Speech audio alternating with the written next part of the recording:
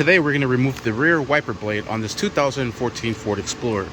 Alright, so you see it has a bit of a wobble. What we're going to do is press behind the blade there and then lift this up. And there you have it. That is how we remove the back windshield wiper. It's just hold on with that clip there. Alright, I have this one here, and this is not the proper one. This one has a little clip. This one has a bar. But I am going to make this work. What I did was lift this up and I was able to pull it out. I removed the cap at the end. So what I am going to do is I'm going to take this one out and then slap it into this one here. So there I have my wiper blade, and I'm going to slide it in between here.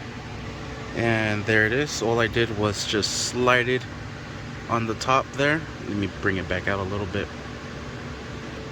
Alright, and there you can see it. There's the bars. So I'll slide this down into place, put my little cap back into place, and that will just click right down there, and there it is, nice and locked. If you get the proper one, you will not have to do this, but I did this because they sent me the wrong one, AutoZone, like always. So I just had to modify it to make it work. Now we just grab this here and place it back where it goes. There's a little rod there and it clips onto it. There you have it. That is how you install and remove the wiper blade on this 2014 Ford Explorer. Thank you for watching. Please like and subscribe.